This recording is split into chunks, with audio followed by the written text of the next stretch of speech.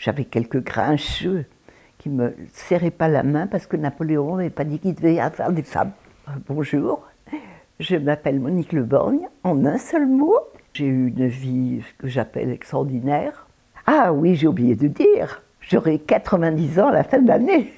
J'étais assistante sociale à l'hôpital de Mulhouse.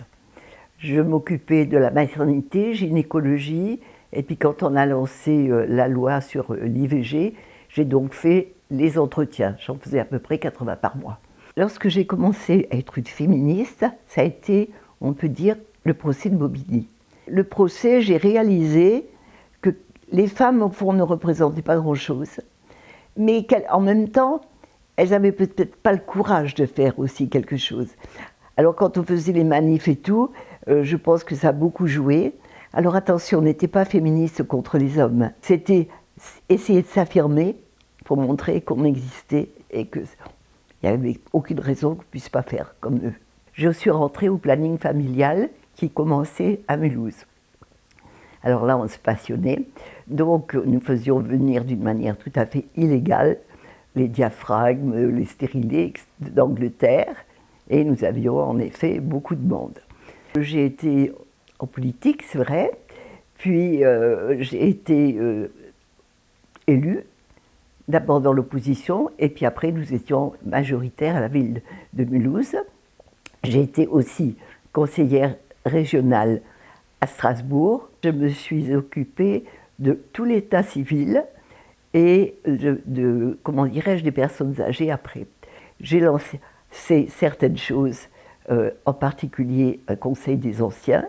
Et lorsque j'ai quitté la mairie, parce que place aux jeunes, hein, j'estimais, j'avais fait 3 mandats, c'était suffisant, je me suis occupée d'une mission pour les personnes âgées. J'étais la responsable des bénévoles, ça m'a beaucoup plu. Et puis après, j'ai fait une autre association, les personnes atteintes de la maladie d'Alzheimer. J'ai pas eu de problème, sauf quelques petits. À un moment donné, le maire m'a demandé de le remplacer parce qu'il partait au week-end. Alors mes collègues masculins ne sont pas tellement aimés. Et puis quand je représentais le maire au monument aux morts, j'avais quelques grincheux qui ne me serraient pas la main parce que Napoléon n'avait pas dit qu'il devait y avoir des femmes. Oui, alors comment dirais-je, les petits maires de village. Ah, mais il est fou le maire d'avoir pris une femme comme adjointe. Je vais vous raconter un petit truc rigolo. La mairie était rue Pierre-Curie. Quand Marie est rentrée au Panthéon, j'ai demandé qu'on change le nom de la rue. Alors ils ont dit ah non, on mettra Pierre et Marie. Bon d'accord, c'était déjà une victoire. Alors je suis quand même allée leur dire que j'étais pas contente. Et vous savez ce que m'a répondu pas le maire, hein, le directeur. Oh, mais Monique, on a quand même été obligé de changer tout le papier à lettres. Ça m'avait toujours fait rire.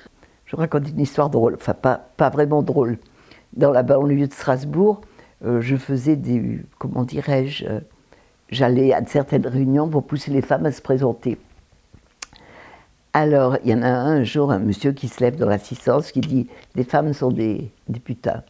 Alors, le maire l'interpelle en disant « Mais qu'est-ce que ça veut dire ?»« Ah ben oui, si elles ne sont pas sur la liste en parité, on est obligé de payer. » Oh, qu'est-ce que j'avais été choquée. Bon, la fille, je suis dehors, le Québec, hein, pas moi, le maire. Oh, quelle horreur. Et puis alors un autre, alors amusant, je l'aimais bien lui. Un jour, il me dit, tu sais, Monique, j'y arrive pas pour la parité pour la prochaine élection. J'ai dit, ah bon? Alors il dit, voilà, j'ai fait venir une femme, et je lui ai dit, est-ce que tu veux être sur ma liste? Vous savez ce qu'elle m'a répondu? Non, il vaut mieux que ce soit mon mari. Ah, il a dit, j'étais effondrée. Il me dit, tu vois ce que c'est la parité? Dans ma vie, je crois que c'est la rencontre avec mon mari. Le fait, après d'avoir eu des enfants, d'avoir été une élue, on peut dire heureuse, parce que je me suis toujours bien entendue avec tous mes partenaires. Alors attention, même quand j'ai eu la Légion d'honneur, il n'y avait pas encore la parité. Donc j'étais très fière. Pour mon féminisme, entre guillemets, et ma passion pour les personnes âgées, j'ai eu la Légion d'honneur en 2008. J'aurais voulu beaucoup plus l'égalité entre femmes et hommes. Ça, j'y suis pas arrivée. Salaire et retraite. C'est tout. Ça me choque, c'est épouvantable. Elle est souvent absente parce qu'elle a des enfants, et alors? Ils en veulent des enfants en France. La liberté, on l'a gagnée. On est maîtresse, si on peut dire, de son corps, de ses pensées. Mais par contre, je trouve qu'on n'a pas de, comment dirais-je, je la ramène toujours, mais on n'a pas d'égalité de salaire, on n'a pas d'égalité de statut. C'est ça qui me plaît pas. Moi, ce sont les petits bonheurs et les petites choses qui sont l'essentiel dans ma vie. Ce plaisir à regarder les visages, à écouter les chants, à faire tout.